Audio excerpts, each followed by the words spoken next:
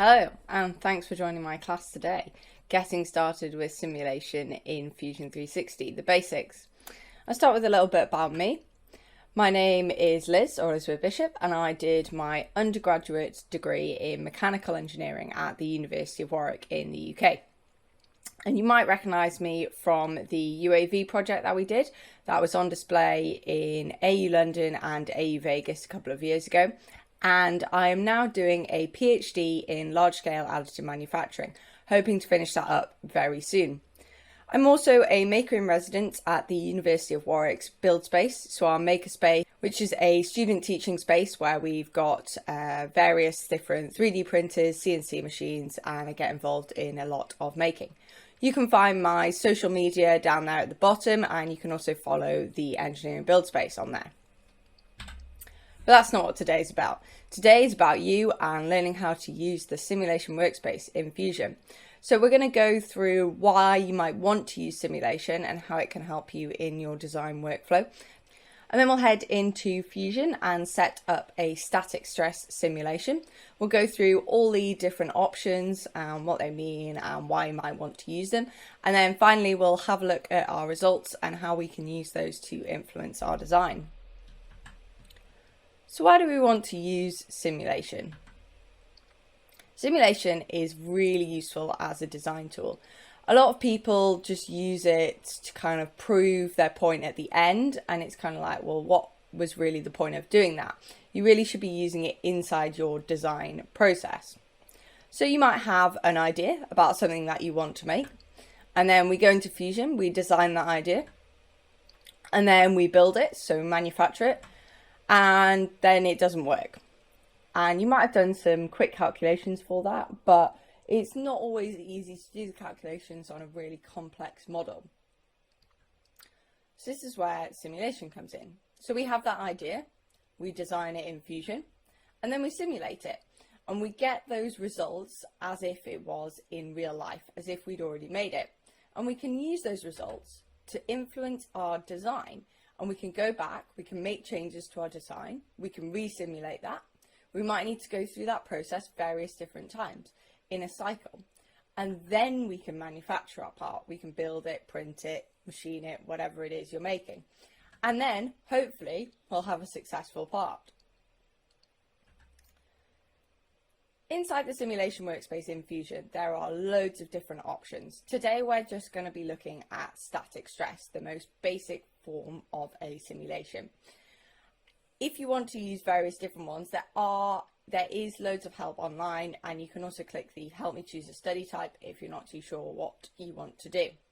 If you've got any questions about anything that we've gone through today, please do post them in the class page in the discussion. I'll be answering questions on that throughout the whole of AU, and you can reach out to me on my social media, and there'll also be a live Q&A for this session. So please come along to that if you've got any questions or just want to find out a little bit more about the simulation workspace. So let's take a look at static stress in Fusion 360. We're going to have a look at two examples today. So the first one we're going to have a look at is a spanner or wrench, and the second one is a 3D printed spice shelf bracket that I made.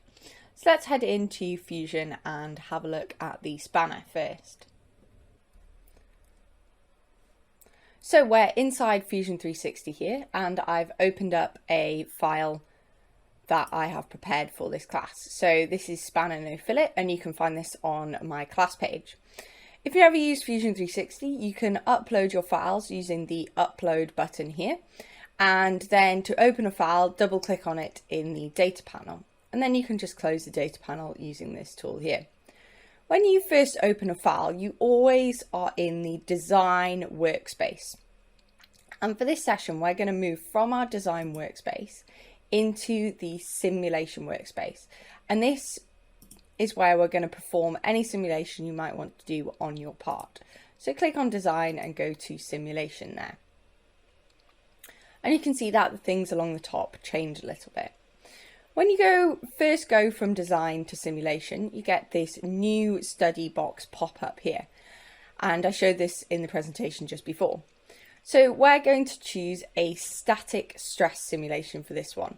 So we just want a very basic simulation, and each one of these has, if you click on it, it'll show you a little bit about what it is about, and you can also use that help me choose a study type if you're not sure what it is you want to do. So if you click on static stress and then create study, that takes us into the study space for this part. And with the simulation in Fusion, it's really good. It usually guides you through what you want to do. So we're going to work from left to right across the top bar. We're not going to use the simplify workspace. I'll show you what that does in a moment. So we'll start with our materials. So this is where you want to set the material that you're using for the simulation. So you might want to simulate various different materials if you're not sure what material you're going to use. In this case, this spanner, this wrench that we're going to simulate, we're going to just leave it as same as model, which is steel. If you did want to change that, we just use the drop down and then you can click on whatever material you want to use. Fusion's got loads of built-in materials, so you can use those, and also you can create your own materials if the one that you want to use doesn't exist. So click OK on that. The next thing we want to do is apply the constraints. In this case, we're going to use a fixed constraint. So think about the operation of a spanner. These two faces here would be fixed around a nut as you push on the spanner. So we're going to use a fixed constraint, but there are different options that you can choose from depending on what you're going to be simulating. And these axes down here, at the moment, all of them are fully fixed, but say you wanted it to move in one particular direction, you could remove that constraint and then it would allow the movement in that axis. But as I said, in this case, we want it to be fully constrained. So we click OK with that. The next one along is the load. So we're going to apply a structural load. And we're going to apply it to this face here. I created a split face on the spanner here, so that it's just applied to the end half, as if you're pushing this spanner round to tighten a nut. And again, we're just going to use the force for this one, but there are different options that you can use depending on what you're trying to simulate and work out. So we're going to apply a force to the one face, and we're going to apply an angle force in this case rather than a direction one. And we're going to leave them all at 0, and we're going to apply a force with a magnitude of 500 newtons. And if you're working in America, say, you want to change the units, you can click on this change units here and it gives you the option of the different units that you can use. I tend to work in newtons all the time, so I don't generally change that all that often, but if you need to, you can do. If you did want to change the angle at which you're applying that force, you can use these pull sections here to do that, or you can change them in the numbers here. So say you were applying that force slightly angled, you can do that, or you wanted to see what would happen if someone pushed the spanner downwards instead of directly perpendicular to the nut. But we'll leave those at 0 for now, and then click OK. Next up along the top is contacts. So we don't actually need to use contacts for this particular study because we've just got one single object. But if you were doing a simulation of an assembly, you might need to apply automatic contacts between the faces of two different objects so that we know that they can't move into each other. The display is just how the part is appearing. So you can use this to view the mesh. So the mesh in a study is the number of points at which it's going to do the calculations for that study. In this case, we're not going to generate a mesh before we study it, but it will be created when you do the study. In the Manage tab, these are just the settings that you've got for the study and various different things you can choose. And again, you can do different options for the mesh. There's advanced studies once you start getting into very complex models, and you can also use adaptive mesh refinement if you want to do some very complex things. We're just going to use the defaults for this study here, and you can also change local mesh control, so you can apply a smaller mesh in an area, and you can edit the load case attributes. Next up, we've got this really handy pre-check bit here. So this tells us, have we remembered to do everything to set up that study? So have you remembered to put a constraint in? Have you remembered to put a load in? So everything is ready there, and we can hit the solve button. I'm going to solve everything on the cloud here. And the really great thing about Fusion is that it does have this on-cloud study. So you can set up your study, press solve, go away. You can even turn your computer off, and it sits in the background in the cloud solving that study for you. That's really good because it means you don't need to use your computing power to do that. And also you can solve multiple simulations at the same time without waiting for the results to come back. So I'm going to hit solve study, and that'll just take a few minutes to come back with the result. When you press solve, it jumps first to this job status bar, and you can see how that is progressing. So we can see that it's been sent to the cloud, so that's complete, and it's now scheduled and has been started to solve. If you close that and want to check on the status of your study, you can click on the solve study bar at the top, and that reopens that bar there. And we can see, as this is a really basic simulation, we've got our study back already. So we can click close and we can review our results. So the default view option of our results is, first of all, the safety factor. So engineers use a safety factor to check that a part is sufficiently good enough for the job that you're looking at. So you usually want to have a safety factor of 2, but things like aerospace specify you need a higher safety factor for different things. We can change what we're looking at by using the drop down here. So we can view the stress, the displacement, the reaction force, and the strain.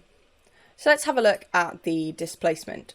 So this is how much the part moves as a result of that force that we've applied to it. And we can see we've got the minimum 0 where it's fully constrained, so that's what we'd be expecting. And we can see we've got a maximum of 0.43 millimeters. Now having a look at that there, that displacement that it's showing us there looks a lot more than 0.43 millimeters. And that's because our deformation scale is an adjusted scale so that you can see what's going on. We can change that to an undeformed scale, and you can see that you can barely see that deformation there. So just to be aware that that is something that happens, and it shows that with different scales. So let's go back to an adjusted scale, and we can see different ones there. So the 1 times adjusted at the top there is quite a good one to have a look at. Going back to our bar along the top for our results, let's have a look at what else we can do with our results. So on this first one, we can animate our results. So I like to do a 2-way animation, and we can press play. And you can see the displacement over time. Let's take a look at the stress for that one. So if we animate that 2-way and click play, and you can see how the stress in the part changes as that force is applied and taken away. And we can see that the maximum is up here around there. I think it might be somewhere in the middle of the part. So let's see if we can find out where that is. So we can use these inspection tools. So we've got the hide, min and max. So those points that are showing there. I tend to have those on to see where our minimum and maximum stresses are. And we can create a surface probe. So a surface probe can be run over the surface at any point on that surface to find out what the stress is. And we can see that it's really quite high around this area here, but still not that maximum point there. So what we need to do is to create a slice plane to have a look inside the part. You can click on any flat surface and drag that inside, so we can try and find out where that maximum stress is inside the part. I think that might be on the other side actually, that point. But let's take a look at the inside of the part. And this time we want to use point probe. So a point probe can be run over, but it'll also run over the inside of the part as well. So we can take a look at those points there, and it'll tell us the X, Y, Z coordinates of exactly what that stress is at that point. So that's a really useful tool if you're looking to do that, and we can leave that on or delete those. And if you ever want to just delete all of it, we can just go delete all probes, or you can hide them if you want them for later. Another useful tool that we've got up here is creating a report. So you can click create report, and these are the different options that you can have in that report, and it'll create you a report that you can share with your teammates, and you can view that online. So if we click preview,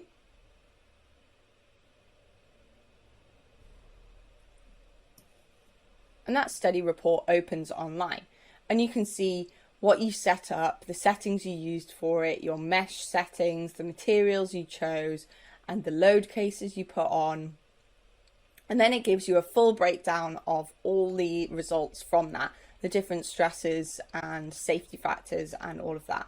And then we also get those views that we've got of all the different results with that split plane that we had on. If you want to remove that split plane and have the results full, you can just click on the plane and click delete, and then we get a full view with those results. So you might want to take the results of this and maybe add some fillets and try and reduce the stress around those areas where it's really high. So you could just go back into the design workspace. You could maybe add some fillets using the fillet tool. So you might want to fillet the top and bottom, maybe a 1mm fillet. And again, you might maybe want to add some fillets around here. And then you could go back into the simulation workspace and re-simulate that part.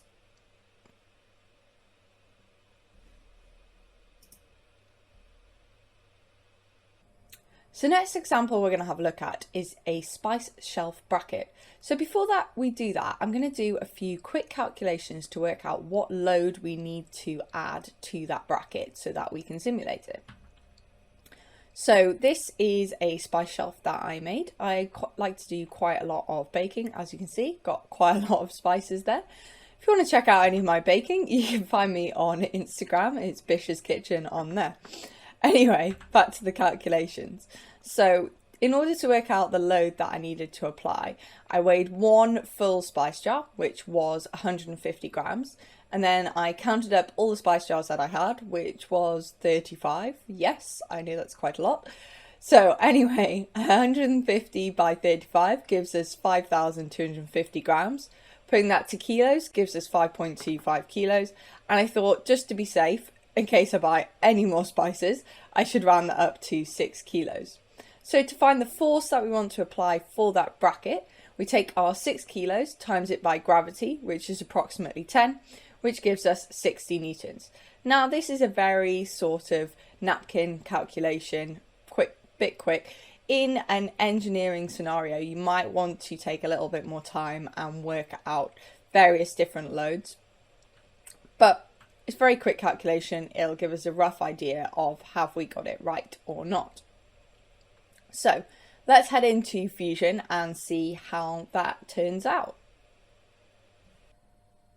So back into Fusion, and we're going to have a look at that spice shelf bracket that I've made. So let's go from the design workspace into the simulation workspace. And we're going to choose our study type as static stress, same as before. And you can see here that I actually have modelled the wall and the bracket. So this is because I wanted to show you the simplify workspace here. So the first choice after study is simplify. We can click on that. And what we can do in here is you can simplify your model. So if you've got a complex assembly, it's got lots of nuts and bolts which aren't going to affect your simulation that much, you can remove them and it means your simulation will resolve a lot faster. So what we can do is click on the shelf and click remove, and the same with the wall and remove. And that means in our simulation workspace, we're just working with the bracket. But if we went back to our design, it would still have all those other components. So it's a really useful tool if you want to simplify anything, make your simulation quicker to solve and a little bit more simple to work with. So when we've done with that, we can click Finish Simplify. Same as before, we're going to work from left to right across the top. So we'll start with our materials. Now I 3D printed these in PLA, but we're going to use ABS as that's a built-in plastic in Fusion. And click OK. We want to apply our constraints. So I'm going to use that fixed constraint again, and I'm going to fix the back piece against the wall as if it's fixed solidly to the wall. It's not a completely 100% accurate representation of what goes on, but it'll give us a good idea about what's going to happen with our bracket. And then we want to apply our load. So we click on load, and this time it's going to be on that top face there, and I'm going to use that normal load there instead of the angle one like we used on the spanner. And that magnitude that we just calculated is the 60 newtons. I'm going to leave that as newtons and click OK. We don't need any contacts as it's a single part again, and we can click on the pre-check to make sure we've got everything set up ready to go, which we have, so we can click OK. And then we can solve that on the cloud. So I'm doing a cloud simulation. It's going to cost 5 credits, and I'm going to click Solve One Study. I'm going to leave that solving there.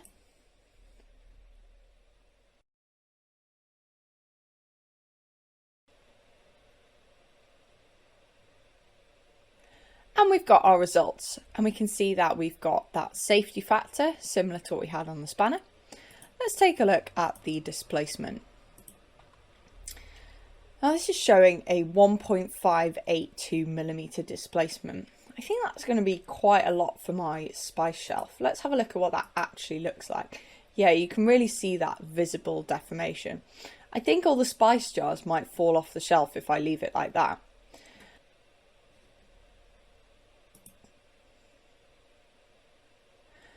So let's take a look at a little bit of a different design. So I modelled up a second version which has a cross bracing inside the inside of the part. So we've got that here with this cross bracing. Let's set up exactly the same simulation and see how that comes out. So from the design workspace to the simulation workspace, I'm going to choose a static stress. And we want to use the same simplify as we did before. So in the simplify workspace, I'm just going to remove the shelf and the wall, which leaves us just with the bracket. Static stress. Set the materials. Constraints is going to be fixed on that face. And the load is the 60 newtons across the top. We've got everything ready, and we can solve that on the cloud.